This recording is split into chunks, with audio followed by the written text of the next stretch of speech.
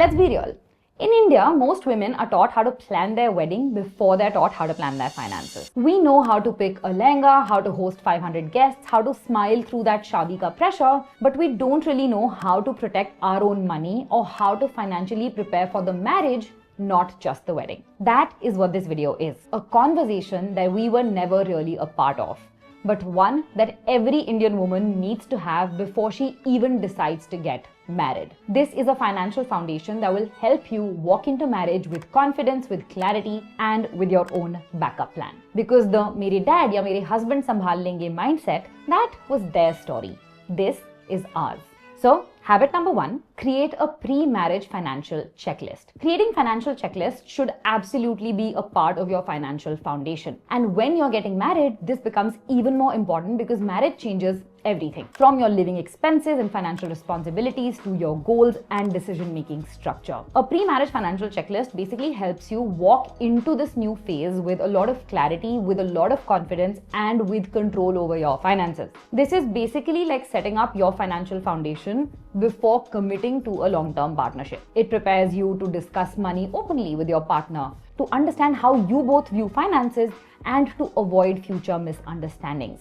It also helps you tie up personal loose ends like insurance, debt, goal setting before life gets more complicated. Now, I am putting this checklist on screen. Take a screenshot if you need to. I have also created a free downloadable PDF that you can get using the link in the description that will also have this checklist. Basically, you want to go through this entire checklist to see if you are doing all of these things. And ideally, this is something that you should be doing at least 12 months before your marriage. So that if there are loose ends, you can use these coming 12 months to tie them up and to build a solid financial foundation. Moving on to habit number 2, putting money in a no one knows fund. Now, this is something that's separate from your emergency fund, which you build in your financial foundation. Ideally, this should be a fund that nobody knows about and one that I hope you don't have to use, but it's there for a rainy day.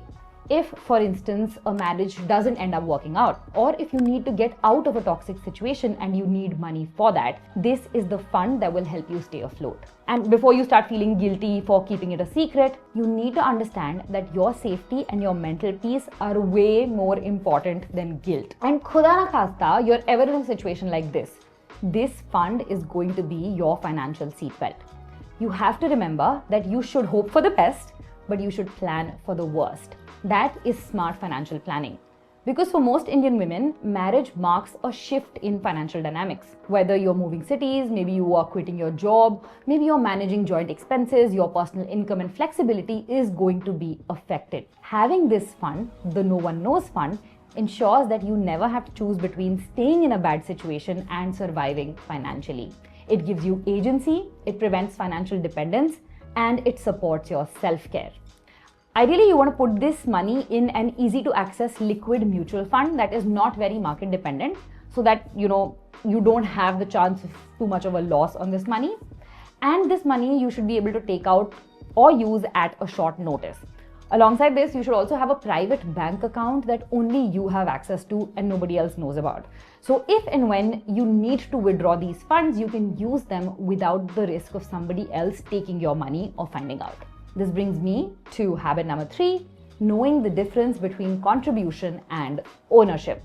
A lot of Indian women unknowingly contribute financially to shared assets like EMI for the house, furniture, cars, home renovations, without realizing that they don't actually own any part in those assets. And while contribution can feel like, oh my God, I'm doing this for my family, I'm involved in the financial planning, it doesn't really offer you security or protection or any sort of legal rights. To explain this simply, contribution means that you're putting money or effort towards something. Ownership, on the other hand, means that your name is legally on the asset that you are contributing towards, that you have documented proof for it. So, for example, if you're helping pay for an EMI for a flat, but the property papers only have your husband's or your in-laws' names on it, you are contributing, but you don't have ownership in that property. So in case things go wrong, like in the case of divorce or a dispute, or even in the case of a resale, you are not going to get any share in it, no matter how much money or energy you put in. Another example is, let's say that you paid for half of the gold jewelry for your wedding, but the locker and the bills are in your mom-in-law's name or in your husband's name.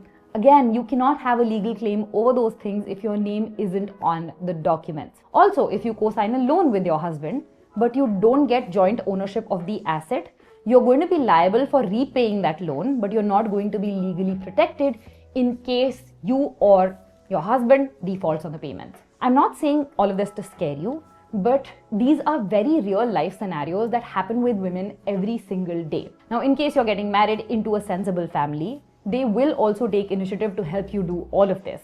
But you should not leave that clarity for till after you get married. It might feel uncomfortable, but you need to subtly start having these conversations before you get married. Talk to your partner about contribution, about ownership. If you are expected to contribute financially towards an asset, you need to ask for your name to be included in the registration or the ownership papers, and you need to keep a paper trail of your contributions.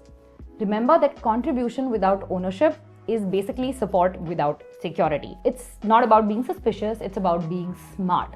If you are financially participating in building a life together, you deserve to have legal proof of that investment. Coming to habit number 4, start having financial conversations early.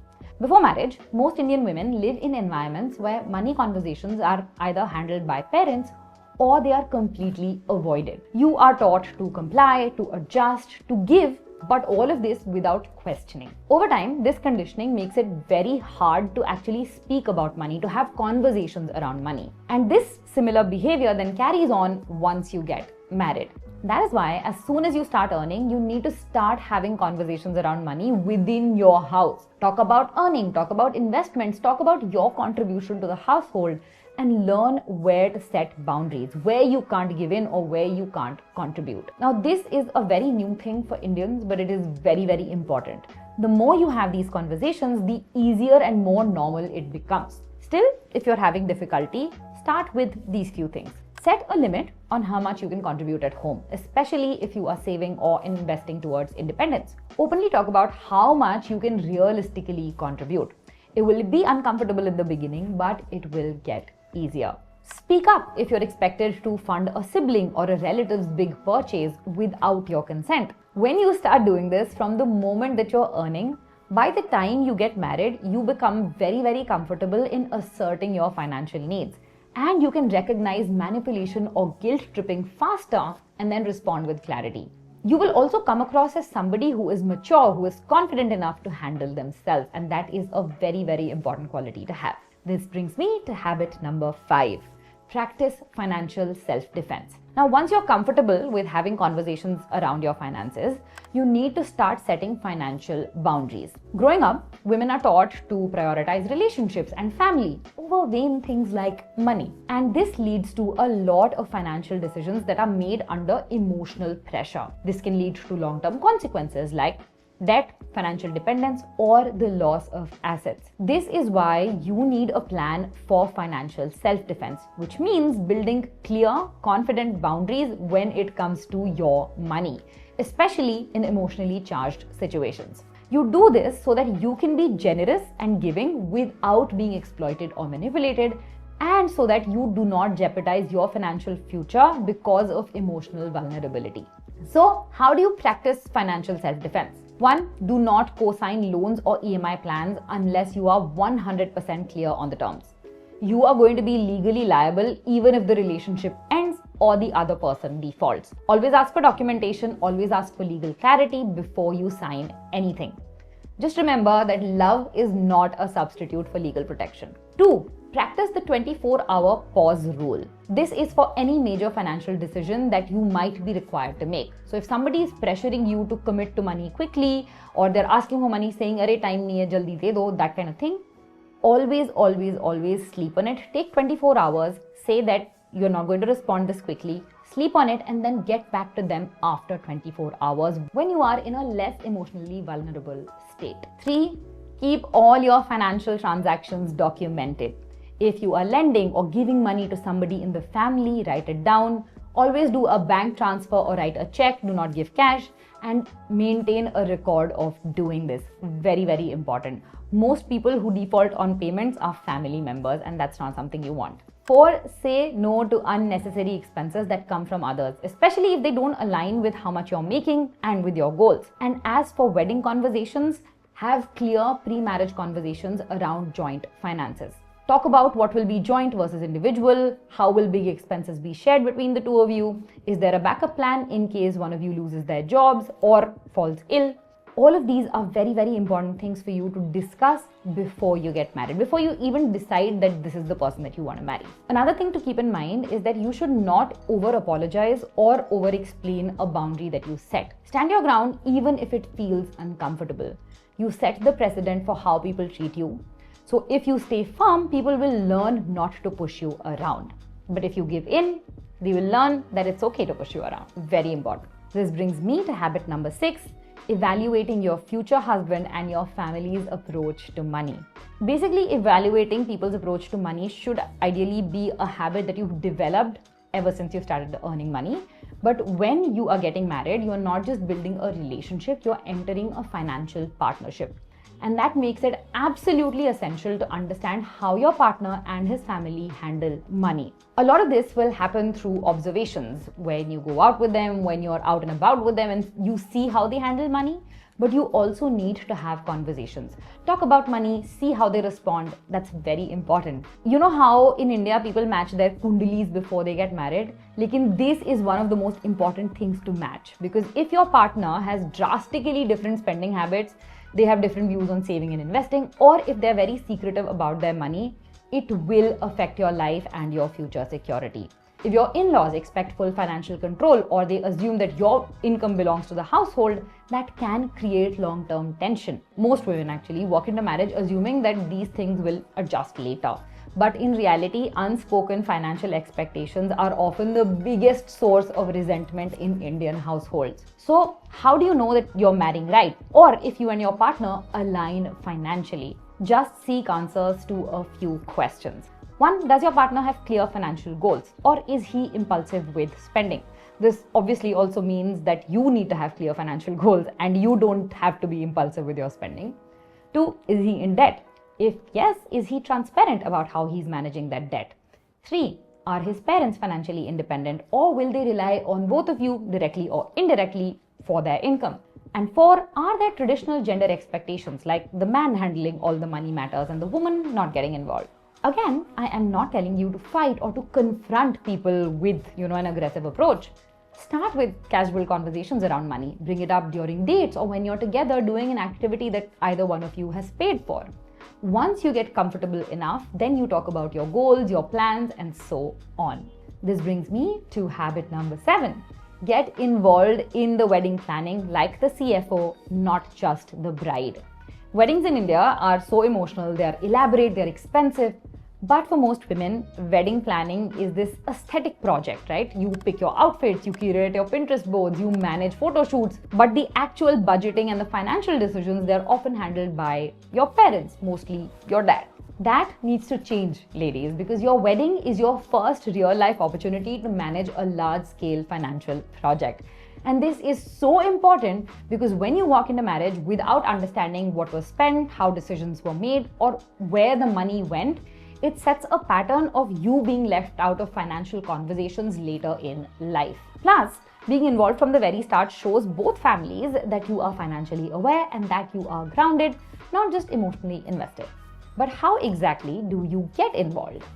1. Understand the budget and see where you can actually save. You don't want you or your parents to spend their entire life savings essentially on a big party. 2. Understand your priorities. What is most important to you? The outfits, the guest experience, the photography, the food. Trim expenses where you can without feeling guilty. You do not need 11 pre-wedding functions if 3 meaningful ones are going to do just fine. 3. Track your expenses like a pro. Create a Notion or an Excel sheet alongside your parents. Track every penny that you spend. This will help you become more aware of where the money is going. 4. Be involved in negotiations with vendors. Learn when to say no. Learn when something is going over budget so that you can accommodate for it differently. 5. Avoid overspending on appearances. Be clear what you're doing for memories and what is just for show. A 10 lakh lehenga worn once will not give you the same return as a honeymoon fund or a startup investment fund that both of you want to do after marriage. And 6, set boundaries around family pressure. If you or your parents are being asked to spend beyond your means, you need to know how to put your foot down, not just give in. All of this to say that you shouldn't just be planning your wedding aesthetically, you should also be planning it financially. Coming to habit number 8, plan financially for your career breaks and life shifts. Now, as you plan for the wedding, you also simultaneously need to start planning for your life after your wedding, because that is where the real change is actually going to happen. And for women, obviously, this change is a lot more drastic. Things like relocation, maternity, caregiving, etc. can all be a part of the marriage package. And if you don't plan for these transitions, it can lead to a lot of burnout, it can lead to financial dependence, skill stagnation, and even loss of confidence. That is why it is so important to plan for life's changes instead of simply reacting to them. So if you are somebody who plans to have kids, or if you're somebody who has to move cities to be with your husband after marriage, you need to plan for it. Here are a few things you can do to make it easier for you. 1, build a freedom fund. This is like an emergency fund, but it's different from your emergency and your no one knows fund. But you start building it before you take a planned break. So let's say that in the next year you're supposed to move to be with your husband, or in the next year you are planning to get pregnant, have a kid. You want to save up 6 to 12 months of expenses, and this allows you to continue to have a lifestyle that you've been living while also taking a break from your career. Second, continue to invest even if you stop earning. Set up automated SIPs or recurring investments that continue during your break. Even if it is at a smaller scale, that's absolutely fine. Your freedom fund can actually help you take care of this, and this ensures that your wealth keeps growing even when your income is not growing. Third, you need to find a plan B for your income. Can you freelance? Can you consult? Can you teach online? Or can you monetize a skill during your break? Maybe you can learn one remote or flexible skill that can help you earn even when you're not in a full-time role. Let me know if you guys want a separate video on this, because I had a few comments of people asking me to make a video on things that women can do from home to earn money. I'd be more than happy to make it. Another thing that you need to do is stay connected to the industry that you're working in. So if you're a career woman, don't go completely off the grid. Stay in touch with your colleagues, attend webinars, engage on LinkedIn. This keeps your name active and basically makes it easier for you to return when you are ready to get off the break. And of course, have honest conversations with your partner. Don't assume that it's understood you're going to pause your career or you're going to pause your career forever.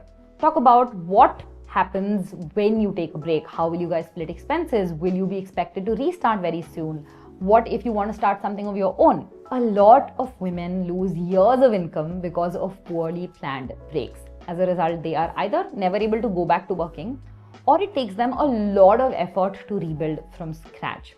But if you plan right, if you prep right, a break can actually be a very well-deserved pause, and it does not have to mean a full stop for your career. Coming to habit number 9, understand the cost of unpaid labor. My God, ladies, this is so important. Unpaid labor refers to all the work women do that is not financially compensated, like cooking, cleaning, managing the household, caregiving, even supporting a partner's career.